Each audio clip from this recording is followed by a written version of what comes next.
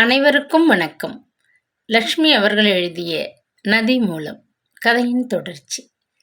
அன்று காலை பூரணி உரத்த குரலில் எல்லோருக்கும் உத்தரவுகளை பிறப்பித்துக் கொண்டிருந்தாள். வலி, உன் வேலைகளை சீக்கிரம் முடிச்சிட்டு நீ வீட்டுக்கு போகலாம். நாங்கள் இன்னைக்கு தஞ்சாவூர் வரை காரில் போய் வர வேண்டியிருக்கு. தேனம்மா, நீ பகல் சாப்பாடு தயார் செய்ய தேவையில்லை. காபி பலகாரத்துக்கு பிறகு நாங்கள் புறப்பட்டால் திரும்பி வர்றதுக்குள்ள இருட்டி போயிடும். பகல் சாப்பாட்டை அங்கே ஓட்டலில் பார்த்துக்குவோம். திலகா, சீக்கிரம் புறப்பட தயாராயிருமா? நல்ல வேளை, மேகா காரை எடுத்து கொண்டு வந்து நமக்கு உதவுவதாக வாக்கு தந்திருக்கிறான். இல்லாட்டி பஸ் பிடிச்சு போய் வருவதற்குள் பெரும்பாடு ஆகிவிடும். உத்தரவுக்கு பின் அந்த வீட்டில் வேலைகள் துரிதமாக நடைபெற்றன. பூரணி குளியலை முடித்து கொண்டு நெற்றி மீது திருநீற்றுடன் வெள்ளை காஞ்சிபுரப்பட்டில் வெளியே புறப்பட தயாராகிவிட்டிருந்தாள். திலகாவும் சீக்கிரமாக தன் அலங்காரத்தை முடித்து கொண்டாள். நீ என்ன பொண்ணுமா, பட்டணத்து நாகரிகத்தை நினைச்சுக்கிட்டு காதில போட்டிருந்த தோட்டையும் கை வளையல்களையும் கழட்டி வீட்டில் விட்டுட்டு வந்துட்டியாம். அண்ணாச்சி தன் சிநேகிதர்கிட்ட கொடுத்து அனுப்பியிருக்கார். அவர் தஞ்சாவூர்ல தன் சிநேகிதர் வீட்டில் தங்கியிருக்காராம். நம்ம நேராக போய் நகைகளை வாங்கிக்கணும்னு மேகாவுக்கு கடிதம் போட்டிருக்கிறாராம். ஒரு வழியில் அதுவும் நல்லதா போச்சு. உன் காது தோடும் கை வளையலையும் அண்ணாச்சியை மாத்திட சொல்லியிருக்கார். எட்டி பார்த்த தேனம்மா காதுகளில் படும்படி அதட்டி சொன்னாள் பூரணி. பூரணி ஏதோ ஒரு திட்டத்துடன் தான் இந்த நாடகத்தை துவக்கி இருக்கிறார்கள் என்பதை திலகா சற்றென்று புரிந்து கொண்டாள். மன்னிச்சிடுங்க அத்தை, ஊரை விட்டு கிளம்பும்போது எனக்கு பல வேலைகள். அந்த குழப்பத்துல என்ன செய்தேன்னு நினைப்பில்லை. சாமர்த்தியமாக பதிலளித்தாள் திலகா. பெண்கள் இருவரும் பின்னால் ஏறிக்கொள்ள மேகநாதன் காரை கிளப்பினான். நெடுஞ்சாலையை அணுகும் முன் ஐயனார் கோவிலுக்கு அருகே காரை ஒரு பக்கம் நிறுத்திவிட்டு அவன் பின்னால் திரும்பி திலகாவிடம் சொன்னான். நீங்கள் வந்திருக்கிற காரியம் சீக்கிரம் முடியாதது போல தோணுது. உங்கள் விடுதி தலைவிக்கு நீங்கள் உடனடியாக ஒரு கடிதம் எழுதி போடணும். சம்பளம் இல்லாமல் இன்னும் 2 மாதம் லீவு தேவை. அவசரம்னு எழுதி பாருங்கள். நாம் இன்னைக்கு பகல் தஞ்சையில் உள்ள என் நண்பர் ஒருத்தர் வீட்டில் சாப்பிட போகிறோம். அவர் வீட்டு முகவரியை கொடுத்து விடுங்கள். வாரத்துக்கு 2 முறை நான் தஞ்சைக்கு போவேன். பதில் வந்ததும் எடுத்து வந்து உங்கள்கிட்ட கொடுக்க முடியும். தம்பி மேகா, ஏன் இப்படி சொல்லுதுன்னு புரியுதா? கடிதம் உன் விடுதி தலைவிக்கிட்ட இருந்து நம்ம ஊருக்கு வந்தால் ஒரு சமயம் தபால்காரரை மடக்கி அதை எடுத்துக்க முயற்சிப்போம் மார்த்தாண்டன். அப்படிப்பட்ட எமகாதகன் அவன். பூரணி குறுக்கிட்டு பேசினாள். எச்சிலை விழுங்கி கொண்டாள் திலகா. மார்த்தாண்டத்தை பார்த்த நாளிலிருந்து அவளுள் ஏற்பட்டு இருந்த அந்த திகிலை ஏனோ அவளால் இன்னமும் உதற முடியவில்லை. அந்த மனிதனால் ஏதோ ஒரு ஆபத்து நேரப்போகிறது என்று இனம் விளங்காத ஒரு அச்சம் சதா ஆட்டி படைத்து கொண்டிருந்தது. நான் இங்கே வர கிளம்பின போது இப்படியெல்லாம் எதிர்ப்பு ஏற்படும்னு கொஞ்சமும் நினைக்கவில்லை. நேரே வந்து தாத்தாவை பார்த்துட்டு ஆசை வாங்கிக்கிட்டு அம்மாவின் கடுதாசை அவர்கிட்ட சேர்த்துட்டு சீக்கிரம் கிளம்பிடலாம்னு நினைச்சேன். முன்பின் தெரியாத ஓராச்சேன்னு கொஞ்சம் பயமா இருந்தது. பெரிய மனிதர்னு அம்மாவின் கடிதம் சொல்லுதே, பார்க்க சிரமம் ஏற்படுமோன்னு திகைச்சேன். பல லட்சங்கள் சம்பந்தப்பட்ட சொத்து விவகாரம் இடையே இருக்கும்போது உங்களை அவ்வளவு சுலபமா தாத்தாவை பார்க்க விட்டு விடுவாங்களா? அதோ பாருங்கள் என்று சலசலவென்று ஓடிய வாய்க்காலோடு பச்சை பசேல் என்று எரிந்து கிடந்த வயல்களை மேகநாதன் அவளுக்கு சுட்டி காட்டினான். 5 அடுக்கு 7 அடுக்கு என்று எழும்பி கொண்டு போன கட்டட குவியல்களையே பார்த்து அழுத்து போன கண்களுக்கு பசுமையாய் விரிந்த அந்த கிராமத்து அழகு மனதை மயக்குவதாகத்தான் இருந்தது. காலை சூரிய ஒளியில் காற்றோடு விளையாடிய நெற்பயிர்களின் பச்சை வண்ணங்களில் தான் எத்தனை விதமான மாற்றங்கள்! கண்ணுக்கு எட்டிய தூரம் வரை பச்சையாக தெரியுதே. அத்தனை வயல்களும் உங்கள் பாட்டனுடையது. உச்ச வரம்புக்கு உட்பட்ட அளவு நிலங்களை வச்சுக்கிட்டு மீதமானதை அந்த காலத்திலேயே நல்ல விலைக்கு விற்று பணத்தை பல வியாபாரங்களிலும் முதலீடு செய்து விட்டார். காசு சம்பந்தப்பட்டதில் ரொம்ப கெட்டிக்காரர். நஞ்சை புஞ்சை பயிர்கள், காய்கறி தோட்டம், பூந்தோட்டம் என பல வகையாக பிரித்து வச்சுட்டார். விளைச்சல்களை கவனிக்க தக்க ஆட்களையும் வச்சிருக்கார். தஞ்சை நகரத்தில் இருக்கும் பெரிய பாத்திரக்கடை ஒன்றில் பாதி பங்குதாரர். உரக்கம்பெனி, இரும்பு கம்பி, மொத்த வியாபார கடை, ஜவுளி கடைன்னு பலதிலும் இவருக்கு பங்கு உண்டு என்றார் மேகநாதன். மற்றதை விட்டுவிட்டியே தம்பி, இதுகளை தவிர வங்கியில் லட்சக்கணக்கில் பணம் வட்டி போட்டுக்கிட்டு கிடக்கு. பாட்டியம்மாளின் நகைகள் வங்கி லாக்கரில் கொள்ளாமல் திணறுது. இத்தனையும் வச்சுக்கிட்டு மனிதன் பெத்த மகளை பட்டினி போட்டு கொண்டானே, அதை நினைச்சா எனக்கு ஆற மாட்டேங்குது. பூரணி சிறிது கோபமாக பேசினாள். செல்வத்தின் சூழ்நிலையில் திலகாவின் தாய் வறுமையில் வாடினது மகா கொடுமை. அதைவிட கொடுமை, அவளை அனாதையாக ஆசிரமத்திலே வளரவிட்டு திரும்பி பாராதிருந்த ஒரு அரக்கத்தனம். இத்தனை கடுமையான ஒரு மனிதரை அவள் அவசியம் சந்திக்க வேண்டுமா? அவளுக்கு தேவையில்லை. ஆனால் அவள் அன்னையின் ஆணையை எப்படி புறக்கணிக்க முடியும்? தன்னுள் ஒரு கணம் துயரத்தில் கலங்கி போனாள் அவள். எனக்கு மேற்கொண்டு விடுப்பு தர விடுதி தழுவி மறுத்து அந்த வேலை போய்விட்டால் வேறு வேலை தேடிக்கிறது என்று கூறியபடி காரை செலுத்தினான் மேகநாதன். வேறு வேலை அத்தனை சுலபமா கிடைக்குமா அத்தை என்று கேட்ட திலகாவின் கன்னத்தை பூரணி லேசாக கிள்ளினாள். கிடைக்கும். பெரும்பாலான பெண்களுக்கு வேலை உனக்கு சுலபமா கிடைச்சுவிடும். படிச்சிருக்க, அழகா இருக்க, கட்டிக்கிறவனுக்கு கசக்கவா செய்யும்? ஒருத்தனுக்கு வாழ்க்கைப்பட்டு குடும்ப தலைவியாக வீட்டை நிர்வகிக்கிறதும் பெண்களுக்கு சமூகம் தந்திருக்கும் ஒரு உயர்ந்த வேலைதானே. மனைவி என்கிற தகுதி ஒரு பெரிய அலுவலக அதிகாரியின் பதவிக்கு ஒப்பாகும். அந்த பதவி உனக்கு கிட்டும்படியா செய்ய வேண்டியது இந்த அத்தையுடைய பொறுப்புன்னு வச்சுக்கோ. கவலைப்படாதே என்றாள் பூரணி. காரின் முன்பக்கத்து கண்ணாடி வழியே தன்னை ஆவலுடன் பார்த்த மேகநாதனின் கண்களை சந்தித்த திலகாவின் நெஞ்சு இன்பத்திலே பூரித்து போனது. சிவ்வென்று காது மடல்கள் சூடாகி உடல் முழுவதும் இன்ப செல்லிருப்பில் நடுங்குவதை உணர்ந்தாள். பாட்டன் ரத்தினசாமி ஐயாவை பார்க்க வந்தது எப்படி தவறாகும்? மேகநாதனை போன்ற ஒரு பண்பான அன்பான மனிதனின் அன்பு அவளுக்கு கிட்டியிருக்கிறதே. பூரணி அம்மாளை போன்றதொரு கண்ணியமான பெண்மணியின் ஆதரவுக்கும் ஆசைக்கும் அவள் பாத்திரமாகிவிட்டது பெரும் பாக்கியமல்லவா? பூடகமாக அவர்கள் பேசுவதின் பொருள் அவளுக்கா விளங்கவில்லை. அத்தை என்று அன்பாக அழைத்தபடி அவளது தோள் மீது தன் பட்டு கன்னத்தை பதித்து கொண்டாள் திலகா. பூரணிக்கும் பார்த்த நாளிலிருந்து திலகா மீது ஏற்பட்ட பாசம் இப்பொழுது பெருத்த ஈர்ப்பாக வளர்ந்து விட்டிருந்தது. தன் ஆசை மகளை அணைத்துக் கொள்வது போல் அவளை இறுக கட்டி கொண்டு முதுகை தடவி கொடுத்தாள்.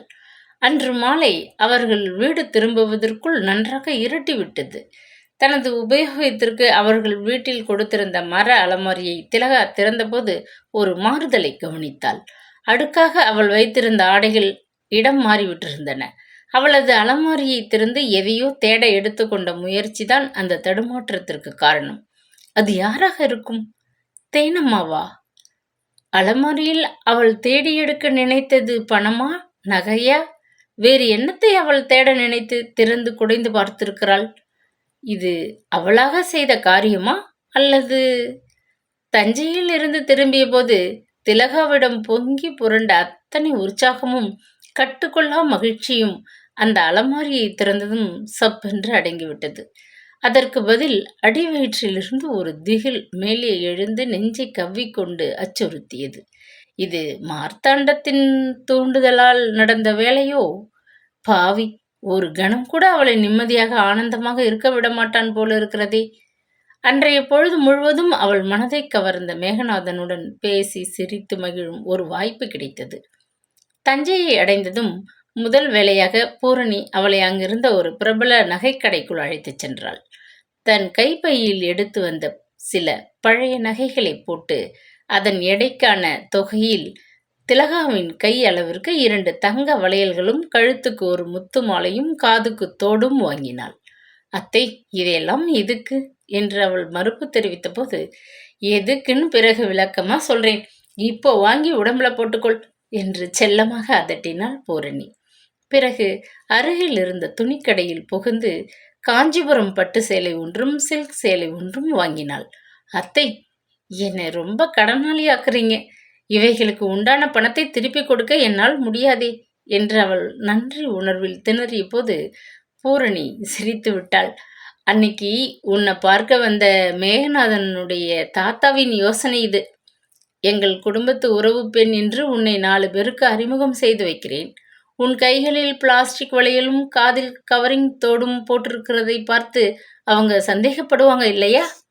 கழுத்திலே என் தாயார் விட்டு போன மெல்லிய தங்கச் சங்கிலியை போட்டுக்கிட்டு இருக்கேனே, அவங்க ஞாபகமாக அதை நீ போட்டுக்கிட்டு இருக்க. ஒப்புக்கிறேன். என் ஞாபகமாக முத்து மாலை, தோடு, வளையல்களை போட்டுக்கொள். வற்புறுத்தி நகைப்பெட்டிகளை அவள் கையில் வைத்தாள். இதுவே அதிகம். சேலைகள் வேற எதுக்கு வாங்கினீங்க? காலையிலே புறப்படும் போது மேகா தாத்தா அவன் கையில் பணம் கொடுத்து அனுப்பி உனக்கு அவரது பரிசாக 2 சேலை எடுத்து தர சொல்லி இருந்தார். 2 பேருக்கும் நான் ரொம்ப கடன்பட்டு இருக்கிறேன். அதை வட்டியும் முதலுமா பின்னாடி உன்கிட்ட இருந்து நாங்கள் வசூலிச்சுக்கிறோம். கவலைப்படாதே." பூரணி சிரித்தாள். "நீ அனுசுயாவோட மகள் என்பதை புரிந்து கொண்டதும் மேகாவின் தாத்தாவுக்கு உன்மேல் பிரியம் வந்துடுச்சு. சின்ன வயதில் உன் தாத்தாவும் அவரும் ரொம்ப நெருங்கின சிநேகிதர்கள். உன் தாயின் திருமணத்திற்கு பிறகு ஏற்பட்ட குழப்பத்திலே மனம் வெறுத்து மெல்ல ஒதுங்கி கொண்டு 2 பேரும் நலன் விசாரிக்கிறதோட சரி. அப்படி வெளியில சந்திக்கிறதும் இப்பொழுது அரிதா போச்சு."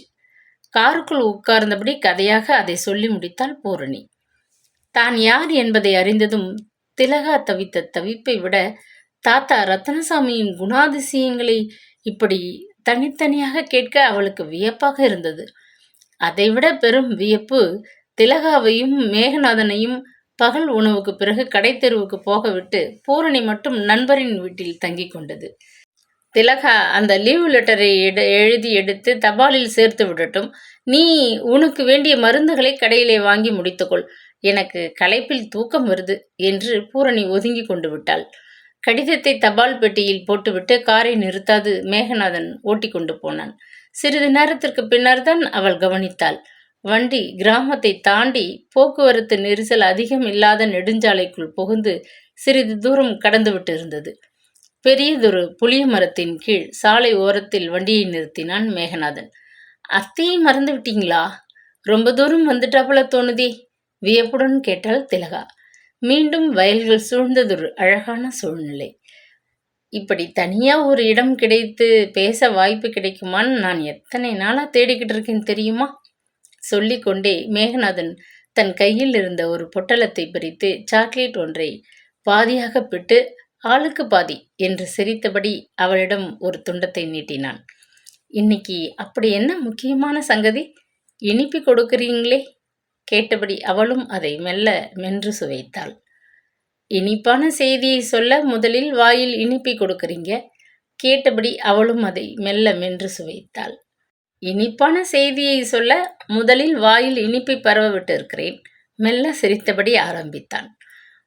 முதலில் அந்த கடையில் நாம் சந்தித்தோமே, ஞாபகம் இருக்கா?" அடிக்குரலில் அவன் கேட்டதும் அவள் திடுக்கிட்டு நிமிர்ந்தாள். அவனது காந்த பார்வையில் அவள் நெஞ்சு மகிழ்ச்சியில் துடித்தது. "ஞாபகம் இருக்கு. அதை பத்தி இப்போ என்ன? அன்னைக்கே என் மனம் உன் மேல ரொம்ப ஆசைப்பட தொடங்கிவிட்டது." காதும் மூக்கும் சிவந்து போக நெஞ்சிலே ஏற்பட்ட இன்ப சிலிர்ப்பில் உடல் நடுங்க அவள் மெல்ல அவனை ஏறிட்டு பார்த்தாள். அவளும் அன்று முதல் அதனை விரும்பத் தொடங்கியிருந்தாள். அந்த அன்பு இப்படி நெருக்கமாகி அவர்களது பாசம் வளரக்கூடும் என்று அவள் எதிர்பார்க்கவே இல்லை. ஊர் பேர் தெரியாத ஒரு இளைஞனை பார்த்து மயங்கி ஆசை கொண்டது மதியினம் என்று தன்னைத்தானே பன்முறை சாடி கொண்டிருந்தாள். சிறிது நேரம் பார்த்து கொண்டோம். நல்ல ஞாபகம் இருக்கு. அந்த சிறிது நேரத்தில் எத்தனை பெரிய அற்புதம் நிகழ்ந்து விட்டிருக்கு பார்த்தியா திலகா? நீங்கள் என்பதிலிருந்து நீ என்று ஒருமையில் பேசும் அளவுக்கு அவனது நேசம் நெருங்கிவிட்டதை புரிந்து கொண்ட அவள் உணர்ச்சி வசத்தில் திளைத்து போனாள். ரத்னசாமி ஐயாவின் உறவு போல சாயலில் தெரியும் இந்த பெண் என் மனதை இப்படி ஈர்த்து கொண்டு விட்டாளே. இவள் பேர் ஊர் விவரம் ஒன்றும் கேட்டுக்கலையேன்னு நினைச்சி ஒரு சில நொடிகள் அசந்து போயிட்டேன். உங்கள் ஊருக்கு நான் என் தாத்தாவை தேடிக்கிட்டு நான் வராது போயிருந்தால் என்ன ஆகியிருக்கும்னு நீ கேட்கலாம். திலகா மென்மையாக தலையை அசைத்து லேசாக புன்முறுவல் அளித்தாள். அன்னைக்கே நான் ஒரு காரியம் செய்தேன். சிறிது நேரம் கழித்து ஒரு ஆட்டோவில் நான் உன்னை பின்தொடர்ந்தேன். நீ அந்த விடுதிக்குள் நுழைவதை பார்த்தேன். வாசலில் காவல் செய்கிறவனிடம் பேச்சு கொடுத்து உன் வேலை பெயர் எல்லாம் தெரிந்து கொண்டு விட்டேன். நீ உன் தாத்தாவை தேடிக்கிட்டு வராதிருந்தாலும் கொஞ்ச நாளில் நான் உன்னை தேடிக்கிட்டு வந்திருப்பேன்.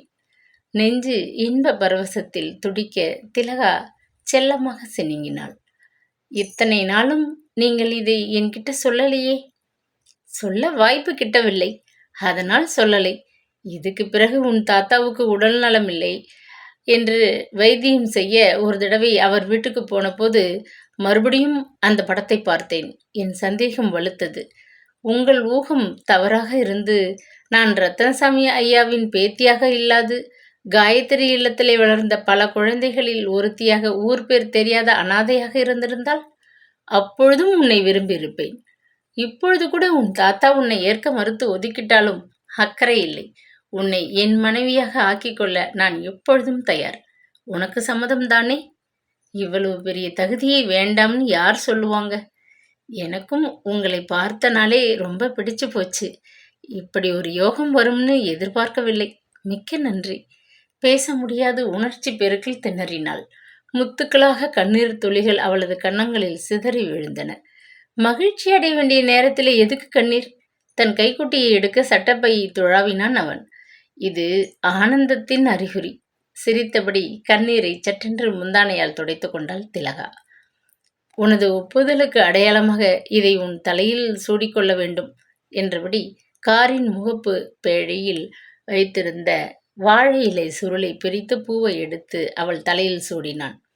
கம்மென்று மணந்த தஞ்சாவூர் கதம்பம் கொண்டையை அலங்கரிக்க, அவனது காதல் மொழிகள் நெஞ்சை கிளுகிழுக்க, வருங்காலம் பற்றிய பல இனிய கனவுகளுடன் திரும்பியிருந்தாள் திலகா. பொங்கி எழுந்த பாலின் மீது நீரை தெளித்தாற்போல கலைந்து கிடந்த அலமாரி அவளது உணர்வுகளை நோகடித்தது. அன்று இரவு உறங்கப் போகும் முன் அலமாரியை பற்றிய சந்தேகத்தை பூரணியிடம் மெல்ல சொன்னாள். இதை கண்டுபிடிக்க துப்பறியும் புலி தேவையில்லை. நான் வேணுமென்றே தேனம்மா கண்களில் படும்படி மாற்று சாவியை மாடத்திலே வைத்துவிட்டு கிளம்பியிருந்தேன். இந்த வீட்டில் தேனம்மா மார்த்தாண்டனுக்கு உளவாளியாய் இருக்காள். இதை என்னால் ஒழித்து கட்ட முடியும். கவலைப்படாமல் தூங்கு என்றாள் பூரணி ஆறுதலாக. மகாராணிக்கு உரிய மிடுக்கும் அதிகார தோரணையும் பூரணியிடம் காணப்பட்டதை திலகா வந்த சில தினங்களில் கண்டுகொண்டாள். வேலையாட்களிடம் பூரணி அன்பாகத்தான் பேசினாள். ஆனால் பட்டு கத்தரித்தார் போன்று பிசிறு இல்லாத ஒரு கண்டிப்பு. 2 தினங்களுக்கு பின்னர் ஒரு காலை பொழுது ஊஞ்சலில் அமர்ந்து தோத்திர புத்தகத்தை படித்து கொண்டிருந்தாள் பூரணி. திருச்சிற்றம்பலம் என்று கூறிவிட்டு புத்தகத்தை மூடி பலகை மீது வைத்தாள். தேனம்மா, இப்படி வா என்று கண்டிப்பான குரலில் அழைத்தாள். உள்ளே கை வேலையாக இருந்த தேனம்மா எரியும் அடுப்பை தனித்துவிட்டு ஓடோடி வந்தாள். உன் மகளை பார்க்க கும்பகோணம் போய் வரணும்னு சொல்லிக்கிட்டு இருந்தியே, இந்த மாசமும் அடுத்த மாசமும் நான் எப்படியோ சமாளிச்சுக்கிறேன். நீ இன்று மாலையே கிளம்ப ஏற்பாடு பண்ணு என்றாள். தேனம்மாள் முகம் வெளுத்து போனாள். நீங்கள் தனியா சமையல் வேலைகளை எப்படி கவனிப்பீங்க? குழறினாள் அச்சத்துடன். இக்கதையின் தொடர்ச்சி நாளை தொடரும். Please subscribe.